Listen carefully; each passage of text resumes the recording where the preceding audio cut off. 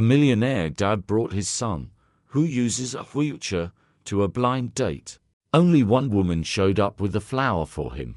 It's a warm afternoon at a lakeside cafe, the kind of place where the clatter of dishes and soft chatter hum in the background. By the window, though, it's quiet.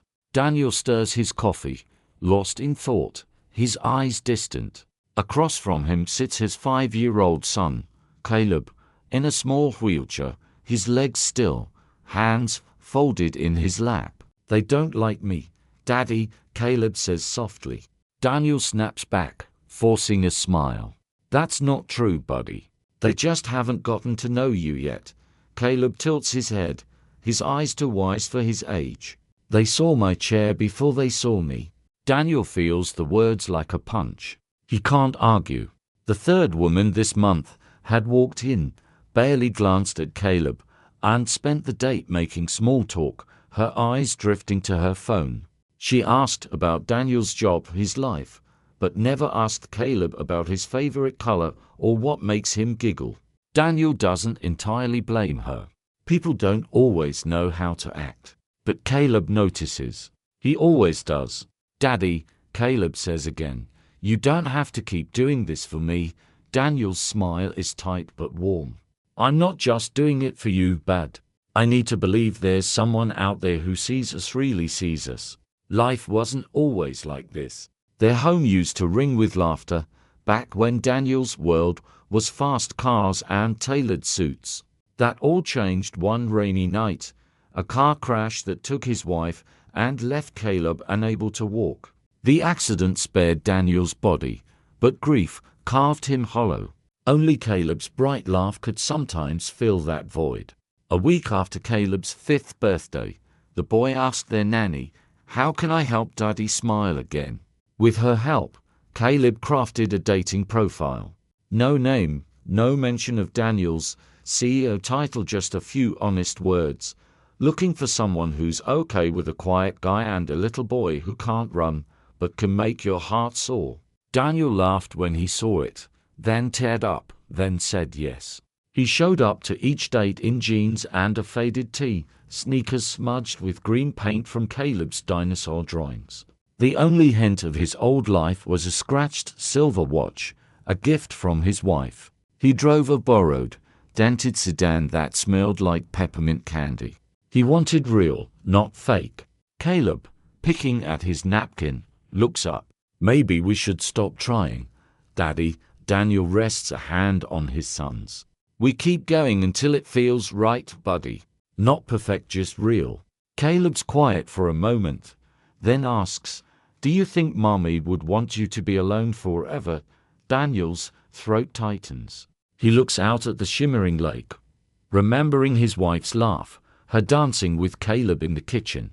Her voice echoes in his mind. "One day, you'll need someone who sees you the way I do." He hadn't thought of that in years. "No," he says softly. "I don't think she would." The cafe door chimes, soft and hesitant. Daniel barely notices, but Caleb does. And everything's about to shift. The door chimes again, and Caleb's eyes light up. A woman steps in, her blonde hair loose, wearing a simple cardigan over a pale blue dress.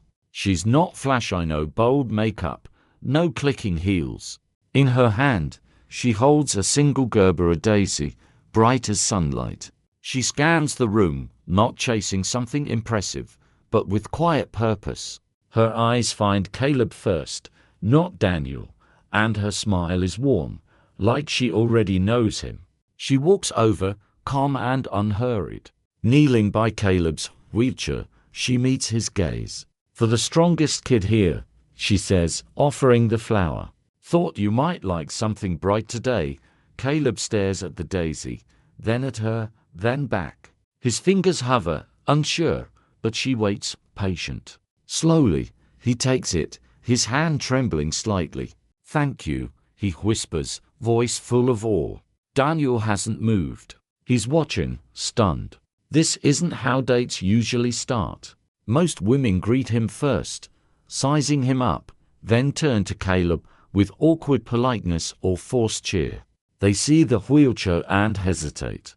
But this woman, her name's Maya, hasn't even looked at Daniel yet. Only after giving Caleb the flower does she stand and smile at him. "Hi, I'm Maya. I saw your post." Daniel stands, shaking her hand. "I'm Daniel. This is Caleb." Maya's smile grows as she looks back at Caleb. "Those are awesome shoes, Caleb. You a fan of chocolate muffins?" "I almost bought out the bakery." Caleb giggles, glancing at his dad. "Please sit," Daniel says, pulling out a chair. "Can I get you something? I ordered tea," Maya says, settling in with ease. "But thanks." When her tea arrives, she thanks the server warmly and turns right back to Caleb, her attention steady.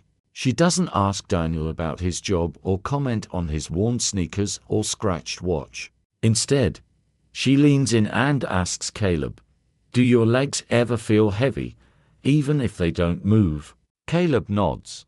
"Yeah, like they're stuck." She tilts her head. "That makes sense. I used to work with kids who felt that way. Stretching can help." "Do you do any at home?" Daniel chimes in. "We've tried therapy, but we're not super consistent. No judgment," Maya says kindly. "Even a little helps. Kids like Caleb have so much strength in their upper bodies. We just need to remind their legs they're not forgotten." Caleb's eyes light up. "I want to be an astronaut, but my rocket might need wheels." Maya laughs, bright and real. "That's the coolest kind of rocket. Wheels are perfect for planets with bumpy landings." Daniel watches as Caleb comes alive, talking about his rocket drawings, choose planets, and flying with his dad. Maya listens, asks questions, cracks jokes. She talks to Caleb like he's whole, not fragile. Daniel feels his shoulders relax. He hadn't realized how tense he was. They order food or lemonade, chocolate milk, pancakes, sandwiches. The conversation flows, easy and warm. Maya's funny, kind, relaxed. When Caleb asks if she likes dinosaurs, she tells a story about a T-Rex chasing her through a supermarket in a dream. Caleb laughs so hard he nearly knocks over his glass. Then Caleb reaches for his spoon and misses. It clatters to the floor. He freezes, straining to reach it, his arms pushing against the wheelchair. Daniel starts to move, but Maya's faster. She kneels, picks up the spoon, and sets it on a napkin. "No big deal," she says softly, resting a hand on his back. "Strong kids always get second tries." Caleb looks at her, eyes wide, like she just handed him the moon. Daniel watches, and something in his chest shifts. Maya didn't come to impress. She came to be there. As the pancakes disappear and Caleb's chocolate milk runs low, Maya glances at the clock. "I should head out," she says, standing and reaching for her bag. "Let me help with the check." Daniel raises a hand, smiling. Caleb insisted it's his treat. Maya grins, looking at Caleb, who's doodling in condensation on his glass. "Your son's got great manners." She doesn't push. Instead, she steps to the counter, chats briefly with the server, and returns with a small paper bag. "Rocket fuel for later," she says, handing it to Caleb with a wink. Caleb holds it like it's gold. "Thank you, Miss Maya," he says, voice soft with joy. Daniel walks her to the door. The sun's softer now, stretching across the sidewalk. "Can I give you a ride?" he asks. She shakes her head, smiling. "I walk to think." "It's a good day for it." He hesitates. "You sure?" "I'm sure," she says, touching his arm lightly. "Thanks for lunch, for the talk, and for letting me meet Caleb." She waves at Caleb, then walks off, her steps slow and steady. Caleb watches her go, then turns to Daniel. She walks like she's not in a hurry. Daniel nods. Not many people do that. He buckles Caleb into their borrowed car, secures the wheelchair, and slides into the driver's seat. But he doesn't start the engine right away. He watches Maya's silhouette fade into the afternoon light, wondering how someone so simple could feel so extraordinary. Maya steps into her small apartment, the door clicking shut behind her.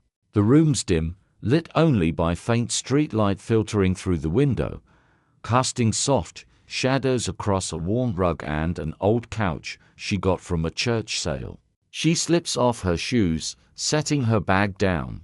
The air smells faintly of cinnamon from a candle she hasn't lit in months, can't afford to burn it anymore.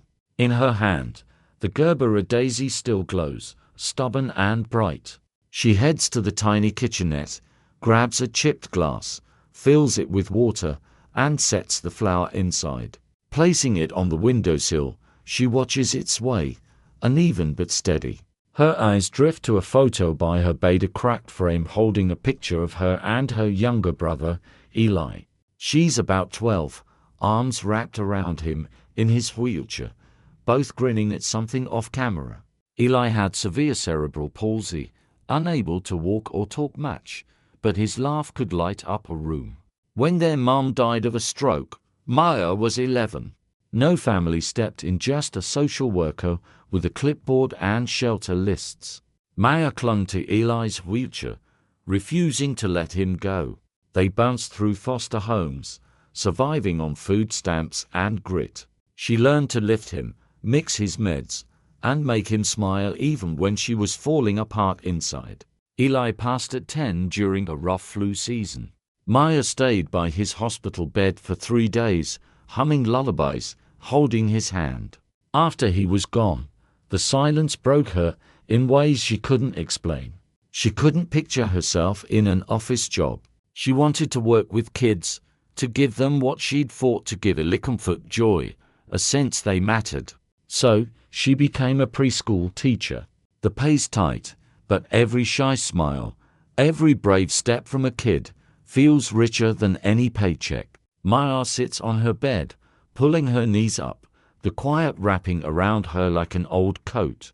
Tonight, though, it feels different. She thinks of Caleb, his small hand clutching the daisy, his talk of rockets.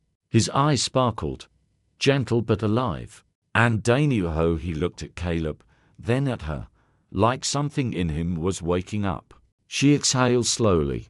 She hadn't gone to the cafe looking for a date. The post just caught her eye. A single dad looking for someone to talk to. No photo, no big promises.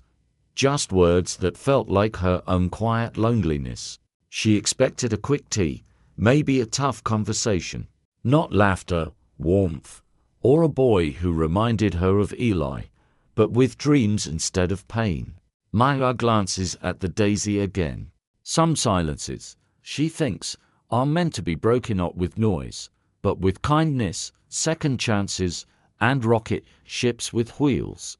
Later that evening, Daniel's phone pings as he tucks Caleb into bed. Caleb loved the cake. He's saving the frosting for rocket fuel. Maya's on her couch, legs tucked under, smiling at the memory of their lunch. She types carefully. I know some gentle leg stretches for Caleb. I use them with my students, helps with circulation and comfort. Happy to show you. Daniel replies fast. We'd love that. Caleb keeps asking if you'll come back. You free this week? Maya pauses, his words warm and open. No pressure, just an invite. She taps back. I'd love to. 2 days later, Maya steps onto Daniel's porch, a tote bag swinging from her arm. Inside are small gifts, a rocket toy made from recycled milk cartons, star-shaped cookies she baked last night, and a book about astronauts in wheelchairs. The door opens to a cozy home, not flashy, just warm. Caleb rolls up, clutching the wilted daisy she gave him. Miss Maya, I saved you a cookie, he says, holding out a tin. Daniel appears from behind the couch, barefoot in jeans and a navy tee, smiling. He crouches to Caleb's level. We've been counting the hours, Maya laughs, kneeling to meet Caleb's eyes. Good thing I brought extra cookies in case those didn't make it. They move to the living room, scattered with toys and books. Maya pulls out the cardboard rocket, showing Caleb how the wings fold. His eyes go wide with wonder. Daniel watches from the side, arms loosely crossed, his face softer than before. Once Caleb's engrossed with the rocket, Maya turns to Daniel. Want to try some stretches? She guides him through ankle rolls, gentle knee bends, and a warm compress trick she uses with her students. Daniel listens closely, jotting notes on his phone. "Your home's beautiful," Maya says after a stretch, her voice soft. Daniel nods. "It's quieter than it used to be." Her eyes soften. She points to framed photos on a shelf. "You can feel the love here." They carry snacks to the kitchen, and Maya spots a framed article on the fridge. Daniel Carter, CEO of Ridgepoint Holdings, Philanthropist of the Year. She pauses, surprised. "You didn't mention this." Daniel shrugs, unbothered. "I don't hide it. I just keep it low-key." Maya's expression warms. "I'm not mad. Caleb's the real star anyway." He chuckles, relief in his eyes. "Yeah, he is." Back in the living room, they sit on the rug, shaping tiny clay cookies. Daniel's attempts are lumpy, and Caleb laughs. "Daddy, those are moon rocks. They're artisan." Daniel defends, grinning. Maya laughs so hard she drops her tiny rolling pin, her hair falling in soft waves as she bends to grab it. As the afternoon fades, they stay on the rug, surrounded by crayons and clay crumbs, laughter filling the air. Maya helps Caleb with a short standing exercise by the windowsill, Daniel supporting him under the arms while she adjusts his feet. Her hand brushes Daniel's, and they pause, a spark flickering between them. Caleb's voice breaks the quiet. "Daddy touched Miss Maya." Laughter erupts, but their eyes meet, holding a fleeting, warm connection. As evening settles, Maya gathers her things. Caleb looks up. "Will you come again?" She kneels, touching his arm. "Only if there's more rocket fuel." His grin lights up the room. "We'll make extra." Daniel opens the door to a dusky evening. "Thank you," he says quietly. "For what?" she asks, pausing. "For being you." Maya smiles, waves at Caleb, and steps into the street lamp's glow. Daniel watches her go, the house feeling less empty, like it might hold joy again. The weeks that follow unfold gently. Daniel and Maya talk often, texts, late-night calls, or tea in the kitchen while Caleb colors dinosaurs nearby. Their chats start with Caleb's needs but grow deeper. Daniel opens up about his grief, his wife's laugh still echoing in their quiet home, how he sometimes reaches for her in his sleep. Maya listens, not with empty words, but with the quiet of someone who's known loss. She shares her own story, how she dreamed of being a writer, crafting bedtime tales for Eli about a night in a wheelchair taming dragons, a dream buried under medical bills and grief. Caleb would love those stories, Daniel says, smiling. Some afternoons, they head to the park. Maya packs sandwiches and draws chalk hopscotch balls. Caleb, unable to jump, uses a stick to guide his wheels over the colors, laughing as Maya cheers louder than anyone. Other days, they stay in, building cereal box towers or painting on cardboard. Maya teaches Caleb to draw his dreams. "If you can picture it," she says, "you're halfway there." He draws a sunflower-shaped spaceship, calling it the Hope Rocket. Daniel notices little things. Maya's tea with a splash of milk, her soft humming when focused, how she talks to Caleb like he's whole, not defined by his chair. He feels a warmth in his chest when she laughs or when their hands brush passing crayons. But he keeps quiet. Maya feels it too, the safety of being near him, the pull to stay. It scares her, but neither speaks it aloud. One rainy afternoon, they're in the backyard, cheering Caleb through upper body exercises between garden markers. The sky darkens fast, thunder rumbling. "Storm's coming," Maya calls, laughing as raindrops fall. Caleb squeals, "Rain rocket launch." The rain turns heavy, soaking them. Maya shields Caleb with her body as Daniel runs for an umbrella. He returns, holding it high over them, their faces close. Rain drips from Maya's hair. Daniel's shirt clings to him.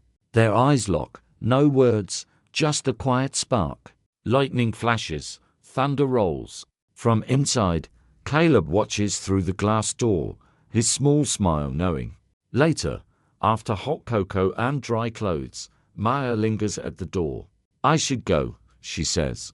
Daniel holds it open. You don't have to. I mean, Caleb would love another story, she smiles. Next time, their hands brush, and her heart aches in a good way. Inside, Caleb whispers to himself. They're almost there, he's right. But then morning comes, and everything changes. A gossip magazine hit stands. Millionaire dating preschool teacher with disabled child. Fairy tale or fake?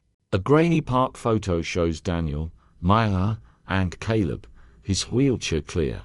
Blogs and forums explode with speculation. She's after his money. Poor kid doesn't need this. He's rich with her. Maya's phone buzzes with messages unkind, most cruel. Reporters linger outside her apartment. She reads comments calling her a gold digger, a fake, and worst, dragging Caleb's name into it. She knows what this spotlight does to a kid, how it steals quiet healing. So, she does what she thinks is right. She vanishes.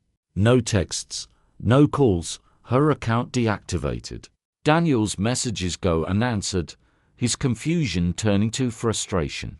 Caleb grows quiet, his spark fading. He wheels slower, eats less. One night, curled up next to Daniel, he asks, Daddy, did I make her leave? Daniel's heart cracks. No, buddy, he whispers, holding him close. Never you. That night, he makes a choice. The next morning, Daniel buckles Caleb into their borrowed sedan, tossing in a bag with Caleb's favorite sketchbook and a few cookies. They drive to Maya's neighborhood, the car humming softly as they pull up to her building. She hasn't answered his calls, but Daniel's not giving up. Caleb sits in his wheelchair outside her door, legs dangling, a sunflower tucked into his lap. Daniel stands beside him, eyes tired but steady. When Maya opens the door, she freezes, her face pale, eyes rimmed with exhaustion. Maya, Daniel says, voice firm but gentle. I don't care what the world thinks. I care that you saw us when no one else did. Her eyes well up, tears threatening to spill. I just wanted to protect you both, she whispers. I thought if I left, the noise would stop. Daniel shakes his head, his voice cracking. It didn't. It got louder without you. Caleb looks up, silent, holding out the sunflower. Maya drops to her knees, her voice soft. You didn't do anything wrong, Caleb. You're everything right. She takes his hand, small and warm, and the tears fall. I didn't leave because I stopped caring, she says. I left because I cared too much. I was scared my love wasn't enough to shield you from all that. Caleb reaches out, touching her cheek. I miss you. She pulls him into a hug, and he melts into her arms. Daniel kneels beside them, his heart heavy but full. Let them talk, he says, looking at Maya. Let them write whatever. I've faced worse, but nothing scared me like losing you. Her eyes search his, uncertain. What if it never stops? Then we face it together, he says. Maya looks at Caleb, whose eyes shine with hope, then back at Daniel. She wraps her arms around them both, and for the first time in weeks, the silence feels safe and not heavy with fear, but warm, real. Daniel doesn't call lawyers or hold a press conference. He doesn't fight the headlines. Instead, on a quiet Sunday, he opens his long-dormant social media and posts a photo. It's unstaged, just Caleb in his wheelchair, laughing with a cookie in hand, Maya beside him, head back in a grin, her hand on his shoulder. Daniel stands behind, his hand touching both of theirs. The caption simple, "This is my family. Not perfect, but perfect for me." She didn't walk in to be seen. She saw us and my son when we were invisible. Her name's Maya, and she brought light back to us. The post spreads fast. Comments flood in. This is the love story we need. Not all heroes wear capes and carry daisies. Bless you, Caleb, and the people who see you right. The noise of the gossip fades, drowned out by something loud. Love. A year later, the skies are soft blue, clouds drifting over a new building on the edge of town. A banner flutters, grand opening, sunflower steps, a center for pediatric rehabilitation and joy. Inside, the halls smell of fresh paint and hope, walls covered in kids' artwork. Each room has a flower named Daisy's dream for therapy, rocket rhythms for music. Maya stands near a podium in a yellow dress, her hair gently curled. Daniel adjusts the microphone, the crowd doctors, parents, kids, volunteers growing quiet. Caleb rolls to the front, braces on his legs. With help, he stands, wobbles, then takes two shaky steps to the mic. The room holds its breath. Caleb smiles. "Mummy gave me love," he says, voice clear. "Miss Maya gave me flight." The crowd erupts in applause, some wiping tears. Maya's hand shakes in Daniel's. Cameras flash, but this time, it's joy, not judgment. As the crowd mingles, Daniel pulls Maya to the courtyard, sunlight streaming through arched windows, casting golden patterns on the tiles. He drops to one knee, no fanfare, just feeling. From his pocket, he pulls a simple silver ring. "You brought a flower that day," he says, voice thick. "But you gave us a garden. You gave me a reason to smile. Caleb, a second childhood, and yourself to us, completely." Maya's eyes glisten, but she holds his gaze. "Will you let us keep growing this garden together?" he asks. She laughs through tears. "Only if I get to plant the tomatoes," Caleb cheers. She said yes. Daniel stands, wrapping her in his arms, the future feeling less like a shadow and more like a sunrise. Later, the three walk down the center's hallway, Caleb holding their hands, his braces clicking softly. The sunflower in his pocket casts a tiny shadow on the wall, bright and alive, like them. Thank you for joining this journey of love, strength, and quiet courage. Daniel, Maya, and Caleb show us healing doesn't always come with big gestures. Sometimes, it's in small moments in hands, someone who sees you for you. If this story touched you, made you smile, or brought a tear, please subscribe to Soul Stirring Stories. This is where tales like these live stories that heal, uplift, and remind us love blooms in unexpected places. Drop a comment below and share what part of this journey moved you most. Until next time, stay kind, stay hopeful, and keep believing in second chances.